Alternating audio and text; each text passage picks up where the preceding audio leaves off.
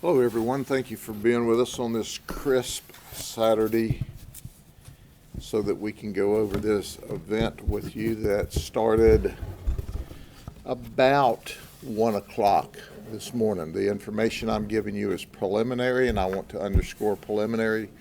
Certainly it's subject to and will, as you can well expect, be modified as the investigation goes on. So it started out like many of these events do. We received a call from a neighborhood. It was the Sol Terra community, which is off of Pine Tree Trail in Davenport. And the information we got was there was a huge party and there was fighting in the streets. So we arrived there, and upon our arrival, we didn't see any fights in the street, but what we saw was hundreds of people, to include juveniles and adults. Well, the first thing you ask yourself at 1 o'clock in the morning are, what are all these juveniles doing at this house party? As the investigation went on, we determined the reason for this house party was that a person rented an Airbnb, not an Airbnb, but a rental, short-term rental. It was not Airbnb, for a going away party because they were moving to Utah. Of course, when we initially get there, one thing that we encounter was this person that was hugely intoxicated, to the point that the deputies said, hey, this person needs medical intervention quickly, so we notified EMS. Well, now we're trying to clear a path so we can get the ambulance here. There's cars parked all over every place, and during the process of trying to get a path cleared on the roadway where it should have been open for EMS, our lieutenant, who's on scene with his deputies, is approaching a Range Rover. It turns out it's a 2019 Range Rover, and the windows are completely dark, and he's trying to get them to roll down their windows so he can talk to them, and he's going to move them along. They won't roll down the windows. They won't communicate. They immediately resist him. And that just is unbelievable, and that's not how normal society acts. So he moves to the back of the vehicle and immediately notices the Range Rover has a temporary tag that expired in May of 22. So immediately he thinks, well, this is another stolen vehicle because it checked all the boxes. And as he's going to the back of the car to get the tag number, the Range Rover takes off, sideswiping his patrol truck, and leaves the area. He does not pursue the vehicle. He's got a huge mess there. They're trying to get medical help. So he notifies that, hey, I've just got this Range Rover, the late model Range Rover that has fled from me with an expired temporary tag. It has committed a hit and run with property damage. So deputies who are not at the scene begin looking for the vehicle in the area. Just off of Ronald Reagan Boulevard, they notice this vehicle matching the description, parked next to a 7-Eleven. As the deputy starts to approach the vehicle along with a backup deputy, the vehicle takes off, and we attempt to stop the vehicle. Well, of course, does the vehicle stop like normal people stop? No, it flees, it runs. And we initiate a vehicle pursuit. By now it's almost 2 o'clock in the morning. The traffic is sparse, and certainly we have a very restrictive pursuit policy, but we do allow pursuits if the time, place, and location permits such, and it did this morning. So the pursuit goes to the Poinciana Parkway, where the vehicle exits and goes up the Poinciana Parkway and gets off on the Marigold exit in Poinciana area. At this time, we're in Osceola County. As the pursuit exits The deputy who is in the pursuit says, "I've lost the vehicle." He doesn't see it. He continues with his lights activated in the direction that he last saw the vehicle, and he drives upon a horrific vehicle crash. There's a four-way stop sign, and we know there's at least three other vehicles that have approached and are at the stop sign, and the investigation tells us that our suspect vehicle has now changed lanes to go around the stopped vehicles and T-bones in the intersection an innocent person who is simply trying to take his turn at the four-way stop. And that person is killed immediately. We notify the FHP to work the crash. The deputy now has driven up on the crash. He sees people fleeing from the motor vehicle, and he begins to pursue them, as do backup deputies. Here's three of our suspects. I'll start with Angel Rosello. Angel Rosello was in the vehicle. He fled. He hid from us. It took us quite a bit of time to find him. When we did, he would not surrender to deputies. He was hidden in the woods, and despite the warnings, he didn't. So he was apprehended by a canine and ended up with some puncture wounds from that. He is currently being treated at a hospital in Osceola County. Does he have a criminal history? Let me think. Oh yeah, he's got a criminal history. Trafficking in drugs.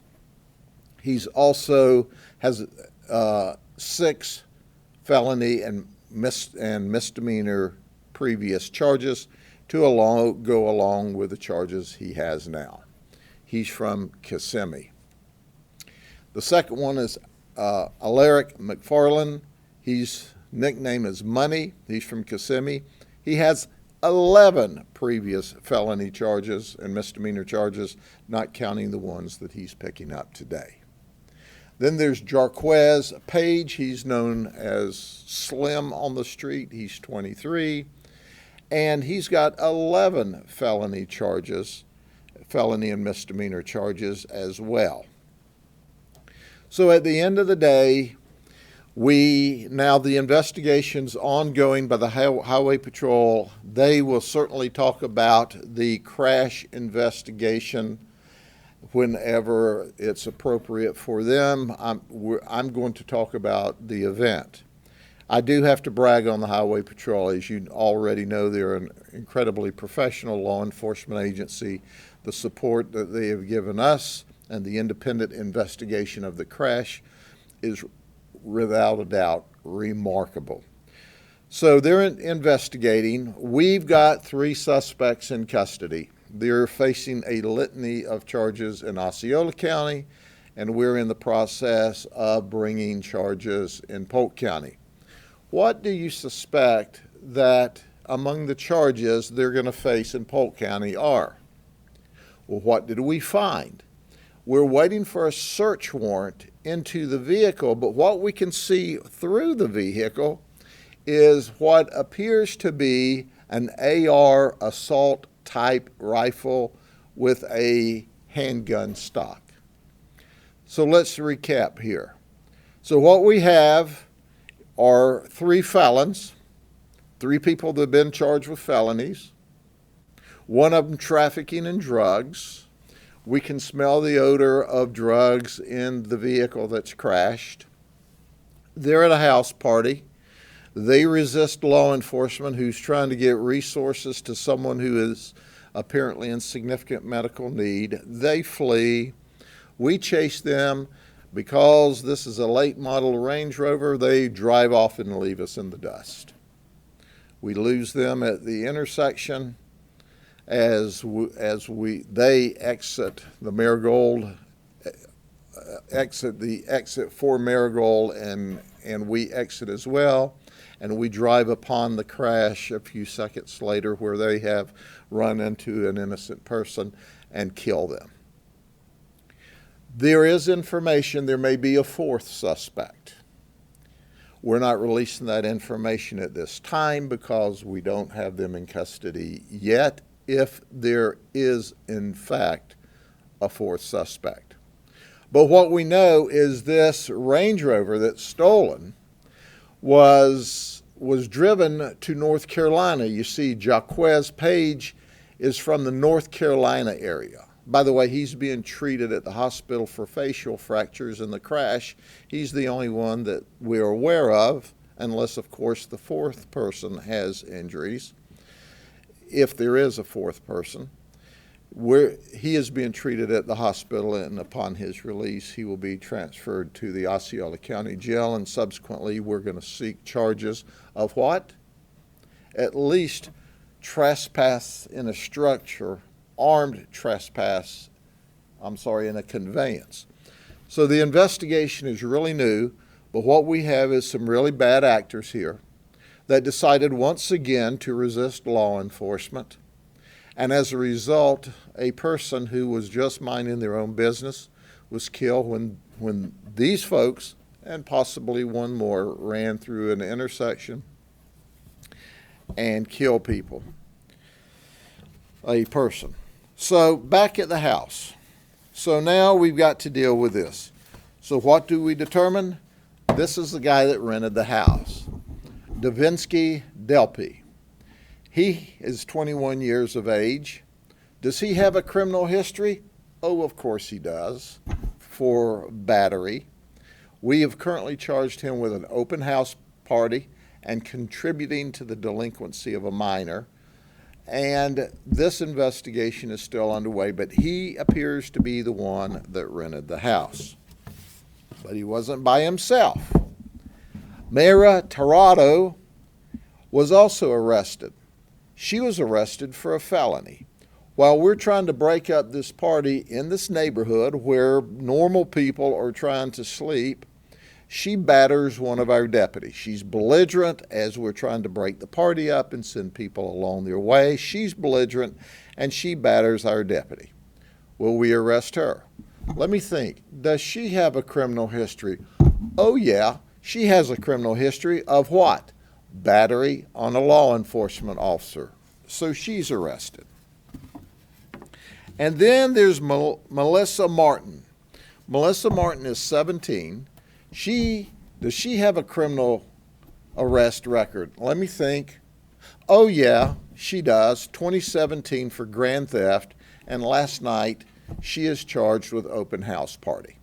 She is currently 17 years of age. So what started out as a out of control house party ended up with the death of an innocent person when the really hardcore criminals fled from the deputies and were ultimately lost in the pursuit.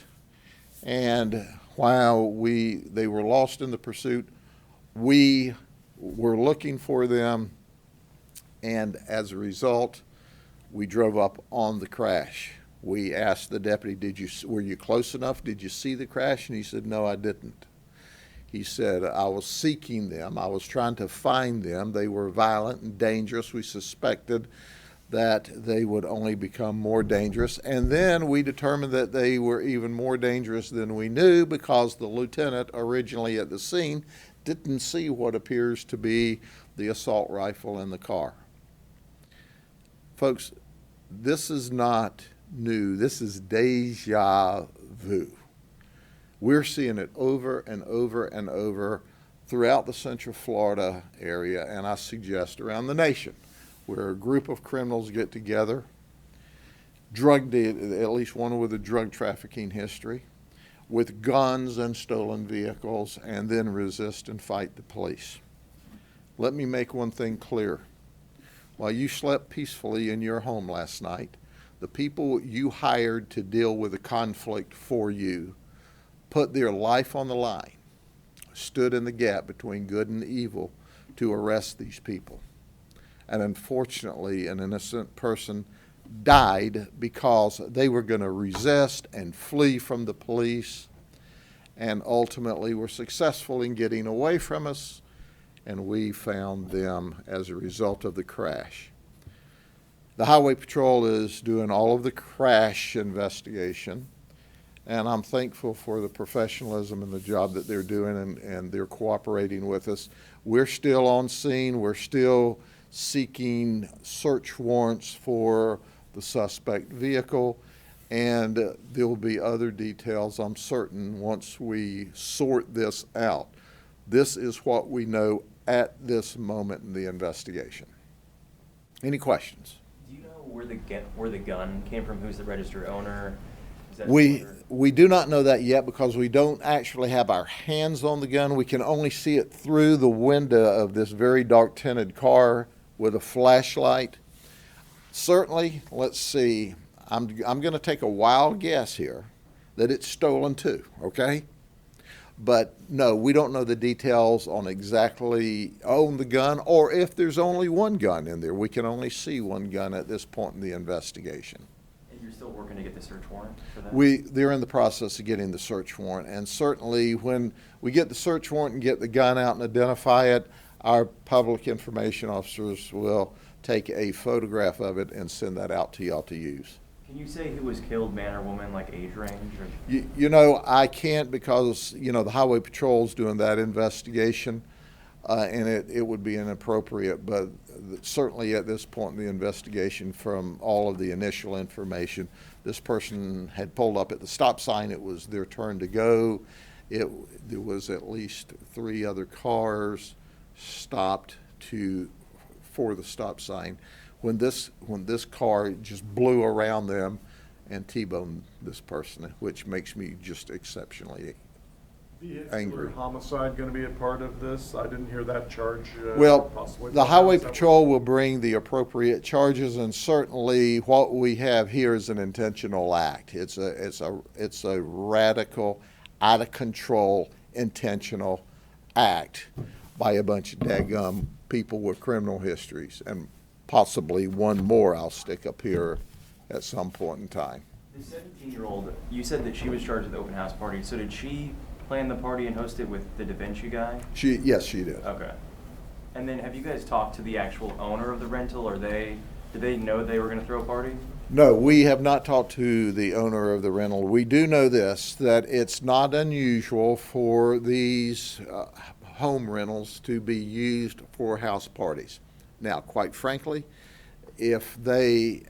my understanding is, and this is just what I've heard, I don't have the empirical evidence, that if they determine it's for a house party, most professional rental companies don't rent it to you.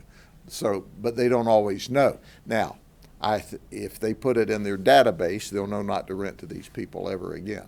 And that initial intoxicated person that they were trying to help, how are they doing? Are they okay? Or they must be okay, because obviously I don't have my homicide team out there looking at that.